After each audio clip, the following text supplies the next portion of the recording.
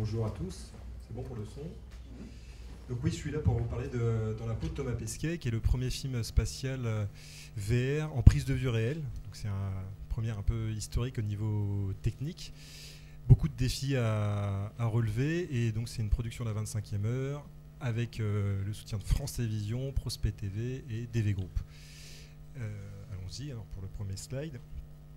L'idée, c'est de revenir un peu sur la genèse du projet. Donc tout a commencé avec ce jour de 2009 où la classe 2009 des astronautes de l'ESA, appelés les Shenanigans, ont été révélés au grand public.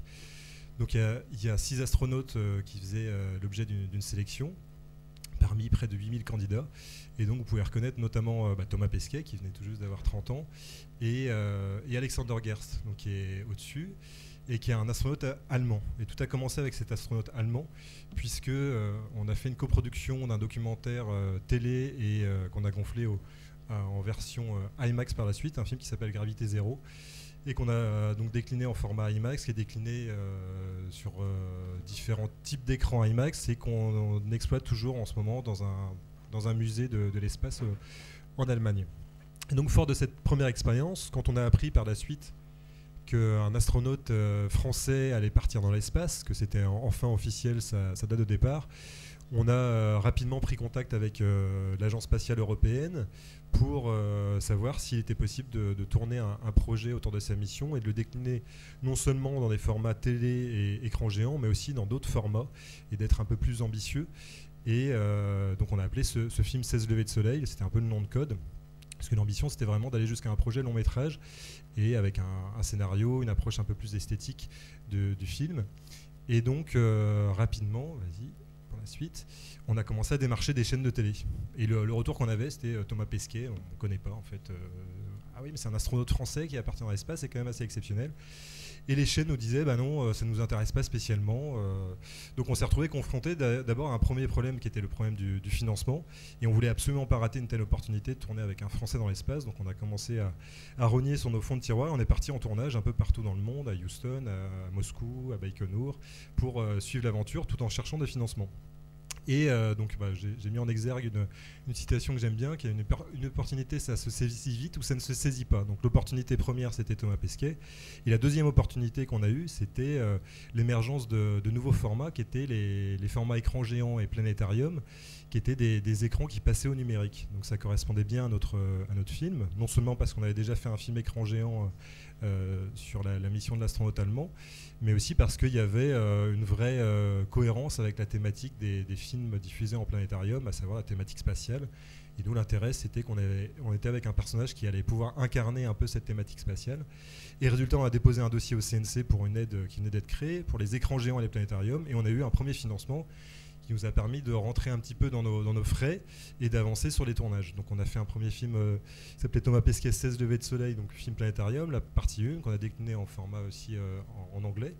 Et puis en parallèle, on était finalement rejoint par Planète Plus en cours de route, puisque Thomas commençait à faire de plus en plus parler de lui, notamment sur les réseaux sociaux.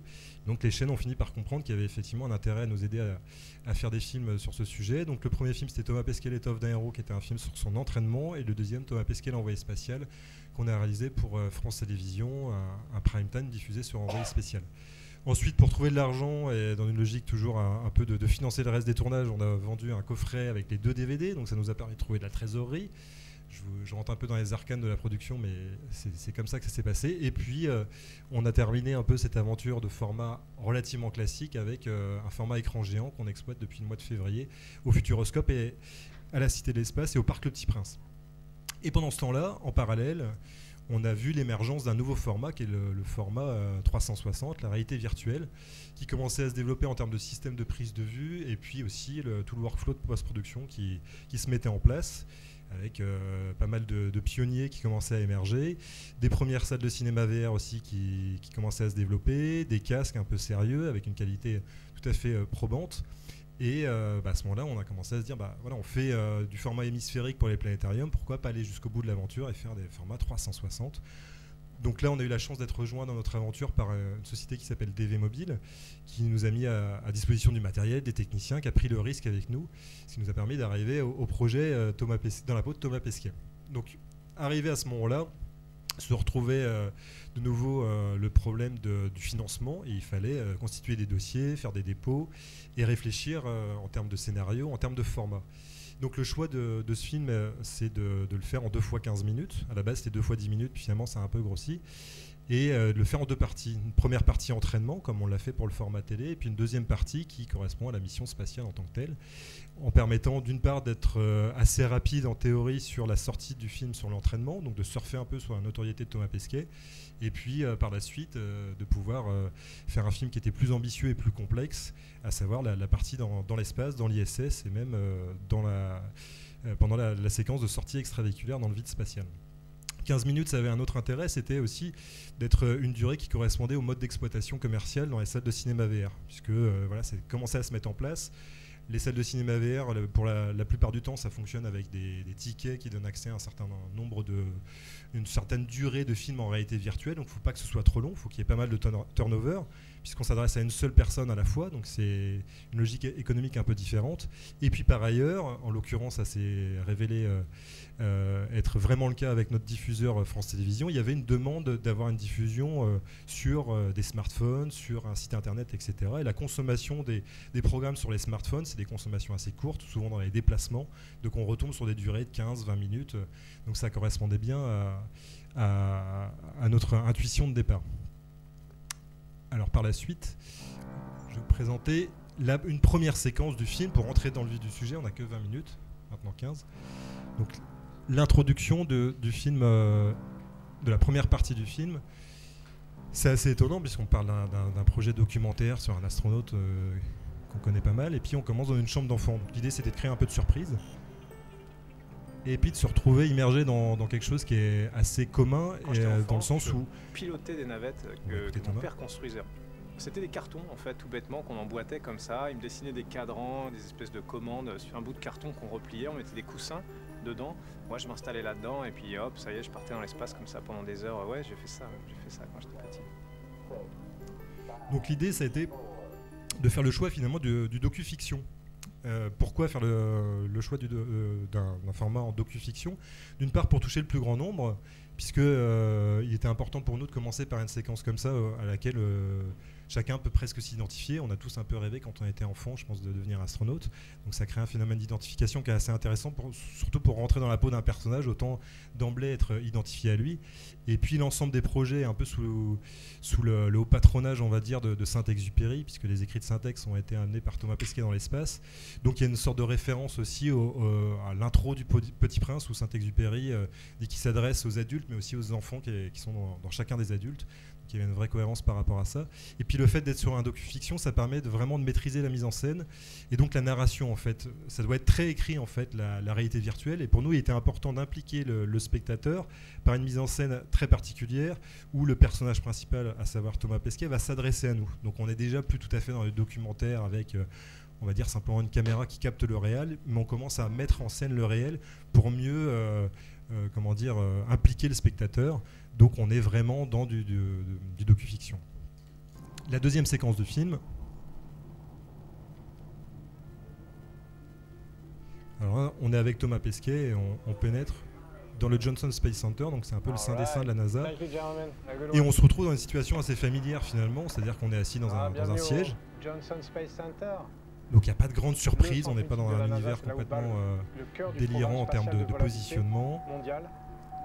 Et l'idée ici, c'est tranquillement d'amener le spectateur à comprendre le dispositif, puisque à l'heure actuelle, on s'adresse quand même à des spectateurs qui n'y connaissent pour une grande majorité rien à la VR, ils ne savent pas comment ça fonctionne. On a fait d'ailleurs des tests chez France Télévisions et certains avaient tendance, quand on n'avait pas encore travaillé le son binaural, à rester face à eux et à très peu tourner. Et donc là, avec ce dispositif et un traitement binaural un peu poussé, l'idée c'est de tranquillement faire comprendre au spectateur qu'il va pouvoir tourner la tête, qui va pouvoir découvrir l'horizon à 360 degrés autour de lui. Et donc, c'est une manière assez délicate, on va dire, de l'amener à comprendre le fonctionnement. Par ailleurs, avec ce genre de séquence, se pose un problème qui est vraiment intéressant avec la VR, c'est la notion du point de vue. Et là, dans cette séquence-là, si on continue un petit peu dans la séquence, Thomas nous présente différents lieux du Johnson Space Center et on passe d'un point de vue subjectif, où on est assis à côté de lui, où il s'adresse à nous, à un point de vue un peu omniscient, puisqu'on est un peu téléporté dans d'autres dans d'autres bâtiments qu'ils nous présentent. Et ça, c'était une vraie question avec les diffuseurs, avec le CNC, avec les différents partenaires, de savoir est-ce que ça peut marcher en réalité virtuelle, d'alterner le point de vue subjectif et puis des points de vue plus omniscients dans une même séquence. Donc on n'était pas sûr. Au moment de l'écriture du scénario, c'est ce que j'avais mis. Et puis au cours du montage, on s'est rendu compte que ça fonctionnait, même si, voilà, Annick peut en parler, Annick qui représente France Télévisions. Il ne faut pas trop faire d'aller-retour en multipliant les points de vue dans une même séquence. Donc il faut faire ça de façon assez fine. Et pour moi, donc, je persiste et signe, du coup, l'avenir de la VR n'est pas dans le tout point of view, dans le tout subjectif. Même si le film s'appelle Dans la peau de Thomas Pesquet, on n'est pas tout le temps dans sa peau. Et je pense qu'on ne pourrait pas, en tout cas pour des documentaires, être tout le temps dans la peau de nos personnages, parce qu'en plus, ça ne nous permet pas, accessoirement, de voir notre personnage si on est dans sa peau. Donc le défi, c'était à la fois d'être dans sa peau et de voir ses sensations, d'incarner au mieux notre personnage. Et je pense que ça fonctionne pas mal. Là, pour être arrivé au bout de la première partie, c'est voilà, tout comme dans le cinéma classique, on peut alterner les points de vue. Donc c'est des questions de grammaire narrative qui sont vraiment intéressantes à tester. Et puis ça fonctionne pas mal. Ensuite, on va passer à une autre séquence. Donc là, c'est la séquence du décollage auquel a assisté avec nous Thomas Pesquet, puisqu'il était backup, c'est-à-dire il y aurait un problème sur l'équipage principal, il serait monté dans la fusée un peu au pied levé, et il serait parti sans dire au revoir à ses proches, et finalement ça ne s'est pas produit. Donc là c'est une séquence qui me permet d'ouvrir un peu la deuxième partie de mon exposé, qui sont les problématiques techniques, voire administratives d'ailleurs accessoirement, qu'on a pu rencontrer dans le cadre d'un tournage sur une thématique spatiale. Donc les contraintes logistiques d'un film sur l'espace, là en l'occurrence pour un décollage comme ça, c'est des mois de préparation, de négociation avec en l'occurrence l'agence spatiale russe pour avoir le droit de mettre une caméra à proximité, en l'occurrence à 80 mètres de la fusée, pour avoir le droit d'amener du matériel un peu particulier aussi à cet endroit-là, pour pouvoir amener des batteries de voitures, parce qu'il fallait anticiper, déclencher mettre rec, on va dire, près de 14 heures en avance. Donc il fallait inventer un système pour déclencher en différé tout ça. Donc il y avait beaucoup de bricolage, d'improvisation paradoxalement. Pour le retour, pour la petite anecdote, c'est pas le Roscosmos qui a géré avec nous pour nous amener sur le lieu d'atterrissage de la capsule, mais on a fait appel à des chasseurs de Soyouz. Ce sont des gens qui passent leur vie à essayer d'aller dans les zones d'atterrissage des Soyouz. On les paye en cash au cul du camion. Enfin, voilà, il y a beaucoup de bricolage paradoxalement, alors qu'on est dans un univers comme ça spatial. Il y a eu pas mal d'aléas mécaniques, il y a eu des accidents de voiture à un moment donné pour être le plus rapidement sur le point d'atterrissage. Il y a eu beaucoup d'aléas météo, donc on est tributaire de plein de choses. Il y a eu un orage à Houston pour l'entraînement dans la piscine qui a fait que le bras robotique de la station spatiale a été endommagé. Donc l'entraînement le plus complexe qui soit pour un astronaute a été annulé en dernière minute, alors qu'on faisait venir une caméra de l'autre bout des États-Unis, un plongeur validé par la NASA. Donc on a eu à peu près tous les problèmes possibles. Donc tourner avec un astronaute, en gros, c'est des contraintes XXL, comme j'ai mis, notamment en termes logistiques et même administratifs d'ailleurs, puisqu'on travaille avec 3 agences spatiales, qui en l'occurrence représentent la France, les États-Unis et puis la Russie. Dans le contexte dans lequel on tournait, c'était contexte ukrainien, donc c'était compliqué, on sentait qu'on nous mettait des bâtons dans les roues. Donc c'était pas simple. Et puis quoi qu'il arrive, même si on tourne avec un Français, le problème c'est que quand il est dans la station spatiale, il faut qu'il soit tourné et filmé par l'américain ou l'américaine en l'occurrence. Donc quoi qu'il arrive, il fallait aussi qu'on ait l'autorisation de la NASA. Donc c'était complexe. Et par ailleurs, il y a les problématiques de visa, ça c'est assez classique, mais du matériel qui a été bloqué, des retards, du matériel perdu, etc. Mais on va passer parce que sinon on n'en finirait plus. Produire et tourner en VR, c'est aussi un casse-tête. Non seulement produire sur une thématique spatiale, c'est compliqué, mais produire en VR, ça multiplie les problématiques au carré. Donc on a eu pas mal de défis à relever. On a dû tourner dans la piscine du NBL à Houston, donc avec un rig Abyss, donc qui était développé par DV Mobile. On a utilisé un rig GoPro qui est genlocké, enfin je ne vais pas rentrer dans les détails. On a utilisé des rigs en back-to-back, moins bonne qualité mais beaucoup plus simple à mettre en place. Là, c'était une interview qu'on a mis en place en quelques minutes, un peu improvisée. Donc à chaque fois, il fallait faire preuve de réactivité. Et puis par ailleurs, notamment pour les séquences de décollage, on a tourné avec des caméras, des RED, donc avec un meilleur capteur. Par contre, il a fallu retravailler en post-production le back, c'est-à-dire le contre-champ. Mais on avait une qualité d'image très bonne avec des optiques, donc différents types d'optiques, mais certaines qu'on n'a pas pu utiliser. Les Vantage, c'est une optique qui fait 30 kg, donc on a zappé, c'est trop compliqué. Sigma, pour une autre raison, on n'a pas pu l'utiliser. Donc on a fait vraiment du travail de prototypage pour que ça se passe bien.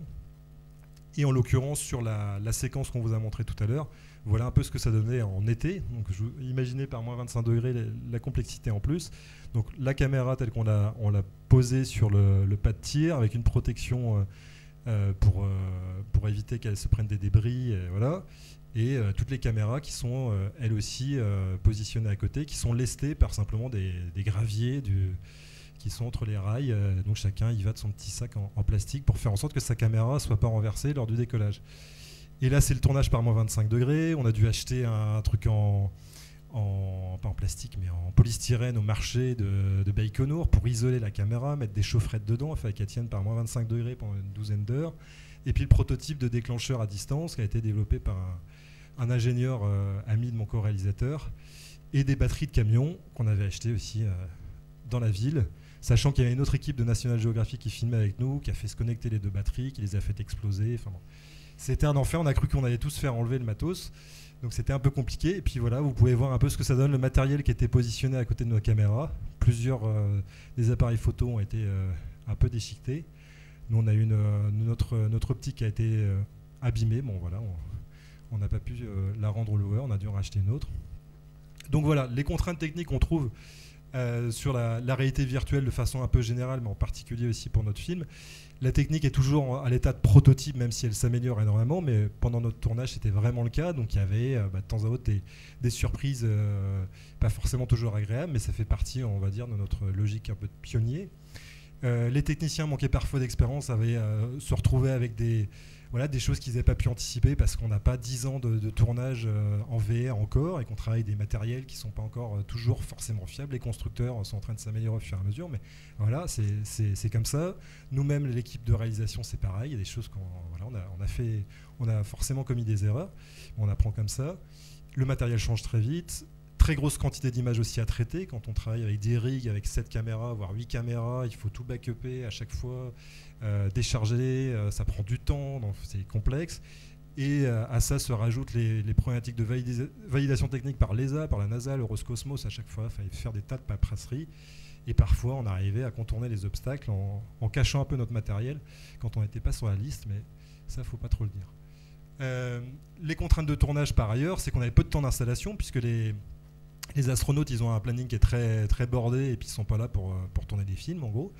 Donc le matériel compliqué à utiliser, plus le temps d'installation court, forcément, ça ne simplifie pas. On avait peu de temps aussi pour faire les prises, peu ou pas de temps de mise en scène, alors que c'est très important, comme on l'a dit tout à l'heure. Donc il fallait essayer à chaque fois de retenir l'astronaute, de dire est-ce que tu peux pas juste faire un petit quelque chose à la caméra, dire 3 phrases, ce serait cool. Donc compliqué. Et puis tous les défis techniques qu'on a déjà commencé à présenter, donc l'eau dans le tournage au NBL, le chaud, le froid, que ce soit à terre pendant les décollages notamment, mais aussi dans l'espace, puisque quand on tourne en sortie extravéhiculaire, on passe de moins 150 à plus 150 degrés. Donc c'est des problématiques aussi d'isolation du matériel, mais ça, fort heureusement, ça n'a pas été à nous de l'assumer, c'est directement la NASA qui se charge de faire monter des GoPro pour les sorties extravéhiculaires. Mais heureusement qu'ils l'ont fait d'ailleurs, parce que c'est très complexe. Des enregistrements différés que j'ai évoqués tout à l'heure, les problèmes de fixation de voiture aussi, ça c'est le premier plan que vous avez vu tout à l'heure, c'est pas simple, tout ça c'est à l'état de prototype, mais ça marche bien, les débris qu'on a évoqués, etc. etc. Et puis pour terminer, les problématiques aussi de post-production, donc ça c'est assez passionnant, c'est le travail sur le son binaural, qui est plus lourd à travailler, et parfois on a pu faire des erreurs dans le workflow, puisqu'on a fait bouger par exemple un peu le montage alors que le son binaural était complètement fini. Il suffit de bouger de 3-4 secondes un plan pour que le son binaural soit plus au même endroit, donc il faut tout rebouger, et ça quand on n'est pas habitué on s'en rend pas compte, hein, pour ceux qui sont un peu dans la technique, donc c'est des coûts qui explosent rapidement. Sur les images en post-production, ça coûte très vite très cher, parce que notamment dans l'espace, il y a des plans extérieurs de la station spatiale qu'on n'a pas tourné en 360, donc ça demande beaucoup de CGI. Pour qu'il ait de la gueule, il faut mettre beaucoup d'argent, donc c'est très long, très cher. Les bacs qui manquent, notamment sur les parties décollage, mais pas que, ça coûte aussi très cher pour que ça ne se voit pas. Donc inflation des coûts. La coordination entre toutes les équipes, que ce soit au tournage, en post-production, tout ça, c'est quelque chose qui n'est pas encore bien rodé, donc on a commis pas mal d'erreurs, mais on en tire plein de leçons. Même les problématiques sur le générique, là c'est tout récent, on s'est rendu compte que penser un générique en VR c'est pas simple, donc celui que vous avez vu d'ailleurs n'est pas encore optimisé, on va encore y réfléchir. Et puis voilà, to be continued, parce qu'on va encore avoir pas mal de problèmes, je pense, parce qu'on a encore la partie 2 qui n'est pas le plus petit des morceaux. Et donc voilà, j'avais envie de terminer par une phrase de Mark Twain que j'aime bien. Ils ne savaient pas que c'était impossible, alors ils l'ont fait. Je trouve que ça résume un peu l'état d'esprit dans lequel on était, puisque effectivement c'était très compliqué, sans doute beaucoup plus compliqué que ce qu'on aurait imaginé, mais il n'y a pas de regret, on est très content d'avoir mené cette aventure, et puis je le saurai encore plus quand on sera arrivé au bout. Je sais pas, j'ai fait combien de temps? Parce qu'on peut revenir sur des extraits après. 20 minutes? Voilà, j'ai voulu faire court, peut-être un peu rapide. Et après, je peux vous présenter d'autres extraits en fonction des questions que vous avez. Il y a aussi donc Annick de France Télévisions qui est là, il y a Thomas Villepoux de DV Mobile qui est là, et François Klein pour des problématiques plus techniques. Voilà.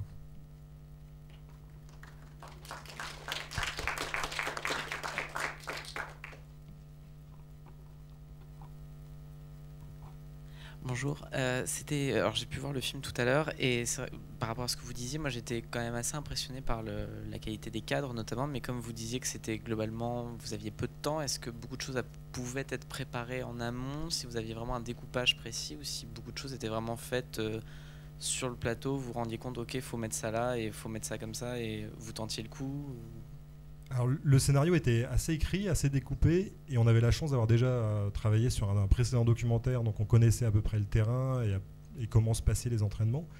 Après ça, il y a eu quand même pas mal d'improvisation parce qu'on a demandé beaucoup plus à Thomas qu'Alexander Gers, l'allemand, notamment sur la partie mise en scène. Donc oui, il y a eu de l'improvisation, des choses qu'on a tournées, je pense dans la chambre de Thomas, on a fait quelque chose chez lui où il nous disait, voilà, vous avez envie de devenir astronaute, vous allez enfiler la combinaison. Bon, c'était vraiment improvisé, et puis d'ailleurs ça ne marche pas, on n'a pas utilisé au montage. Et puis d'autres choses qu'on a pu capter alors que ce n'était pas prévu, qu'on a intégré au montage. Et donc il y a eu quand même une assez grosse part d'impro. Et dans la première partie d'ailleurs, je pense à une liaison qui était entre deux séquences où Thomas s'adresse à nous juste après la centrifugeuse, et là il dit une phrase genre bien remis, la centrifugeuse. Ça c'était prévu mais pas sur cette séquence-là comme liaison. Et donc voilà, il a fallu improviser, se dire on va lui faire dire ça à ce moment-là, puis ça raccordera bien. Donc il y a eu quand même une bonne part d'impro malgré tout, mais on a pu improviser parce que Thomas avait vraiment envie de faire le projet avec nous et qui s'est donné pour trouver du temps à chaque fois. Mais on peut quand même improviser. Maintenant, voilà, les techniciens avec lesquels je travaillais, qui étaient des techniciens qui filmaient écran géant, planétarium, cinéma, télé, et en plus une autre équipe pour la VR. Des fois, on se télescopait, puis les équipes VR, elles ne sont pas forcément rodées à être dans la captation comme ça, en ayant peu de temps pour s'installer, donc c'était clairement pas simple pour eux. Mais voilà, mon boulot c'était de les pousser, et puis au fur et à mesure, ils comprenaient la manière de fonctionner, et puis ça s'est bien passé. On a pu obtenir tout ça, quoi. Est-ce que dans le matériel qui existe aujourd'hui, il y a des problèmes que tu n'as pas rencontrés? L'évolution du matériel, l'évolution des caméras ou justement de la prise de son binaurale. Ouais, sur la prise de son, sauf que la prise de son, j'ai pas trop. En fait, on n'a pas fait de prise de son binaural, on a tout retravaillé en post-prod. Parce qu'on était, donc on tournait en quasiment 5 formats, donc on était déjà une équipe qui était grosse. Et à un moment donné, on a dû faire des arbitrages parce que notamment le Roscosmos nous disait attendez, vous êtes assez nombreux, vous n'allez pas nous rajouter en plus un preneur de son. Bon. Donc on prenait le son nous-mêmes, mais pas vraiment binaural, donc on avait des sons un peu témoins. Donc là-dessus, effectivement, si on avait une solution plus intégrée, plus simple, ça aurait vachement simplifié. Et puis après, l'utilisation de rig avec 6, 7, 8 caméras. À l'heure actuelle, il y a des dispositifs qui sont beaucoup plus intégrés. On appuie sur Play, où la qualité, je pense, c'est largement équivalente à ce qu'on a utilisé. Donc oui, on aurait gagné du temps, pas revérifier que chacune des caméras est prête, pas sortir les cartes à chaque fois avant deux prises, avant une deuxième prise. Donc oui, on aurait pu aller plus vite, être avec du matériel plus simple, plus fiable, plus économe. En fait, tu as fabriqué tes rigs Non, c'est pas moi. Là, c'est DV avec qui on travaille, qui était en développement de différents matériels techniques, notamment pour les prises de vue sous-marines, qui sont quand même particulières. Et donc là, c'était encore à l'état de prototype. Maintenant, il y a des choses un peu plus clés en main qui se font, mais là, c'était un peu un travail de pionnier. Ouais.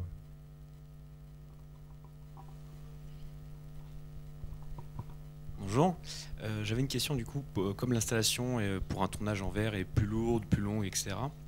Comment maîtriser ou comment faire un tournage du coup, en installation spatiale sans équipe de tournage VR et juste avec les astronautes qui ne sont pas formés à ça? Comment vous êtes débrouillé pour avoir des images 360 là-bas? Alors là, ce sera l'objet peut-être d'une keynote l'année prochaine si le deuxième film est sélectionné. Mais concrètement, on avait quelque chose qui jouait en notre faveur. C'était l'application de Thomas, et puis deux, le temps long. C'est-à-dire sur 6 mois, il fallait qu'on en tire, en gros, avec, si on enlève l'introduction, la conclusion du deuxième film, une dizaine de minutes d'images utiles. Donc voilà, on peut aller à l'essentiel. Après, la VR, comme je l'expliquais tout à l'heure, c'est des plans assez longs. Donc finalement, en tout et pour tout, je ne vais pas dire de bêtises, mais il y a peut-être une vingtaine de plans sur les 10 minutes l'expérience VR deuxième partie dans l'espace. Donc ça simplifie quand même un petit peu le cahier des charges que j'avais fourni à Thomas. Parce que j'étais en liaison avec lui par un mail interposé, je lui avais fait une shooting list, différents plans et différents types de caméras pour donc les différents formats. Et sur la VR, c'était assez limité. C'était d'autant plus limité qu'il n'avait pas de caméra VR de qualité là-haut, et qu'on a travaillé différemment. C'est-à-dire on a contourné l'obstacle pour aller vers plus de qualité. C'est-à-dire on a travaillé avec des photos qu'il a prises, donc qui sont de bien meilleure qualité que n'importe quelle caméra VR qu'on aurait pu faire valider pour aller dans l'espace. Ça prend plus d'1 an pour faire valider un matériel technique là-haut. Donc vu où on en était du développement des matos, de toutes les façons, ça n'aurait pas été de bonne qualité. Donc on a travaillé avec ce genre de matériel, et puis avec les raids qu'ils ont dans l'espace, avec des optiques fisheye, et puis là on a un gros travail de post-production pour synchroniser les allers-retours dans la station, et dans les photos, amener des plans animés dans les perspectives des différents couloirs. Donc on a complètement triché. Et finalement, je pense que la NASA et le Roscosmos, ils vont pas comprendre. Ils vont se dire, mais comment ils ont fait, si c'est bien fait? Bon, ils vont peut-être voir voilà, mais en fait, théoriquement, c'était pas possible. À tel point qu'à un moment donné, on était tous en train de se dire, mais en fait, on n'a pas la deuxième partie, on peut pas tourner en VR. Là.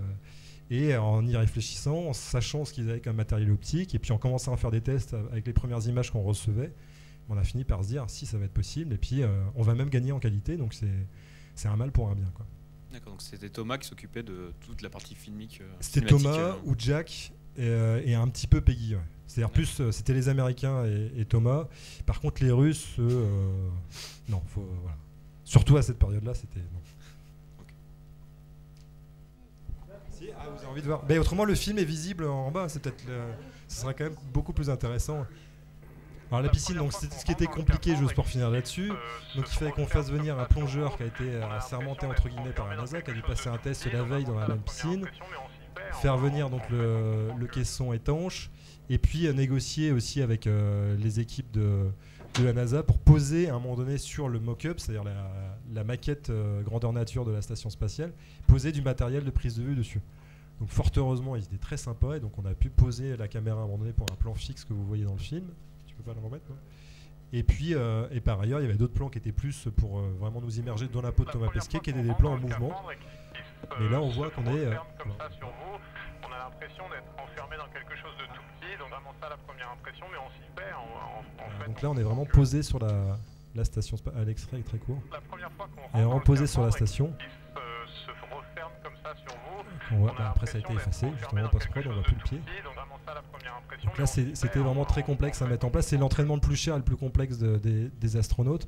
Donc être le petit grain de sable qui vient se mettre là-dedans, c'est pas forcément simple dans nos relations avec la NASA. Mais vraiment, ils ont vu des images après. On les a montrées notamment à Thomas et à Peggy juste après. On a fait un pré-stitch. Ils ont trouvé ça assez extraordinaire. Ouais, on n'avait jamais tourné dans cette piscine-là en VR. Donc ils étaient plutôt contents qu'on le fasse, quoi. Voilà. Bon, merci à tous de votre écoute et de vos questions.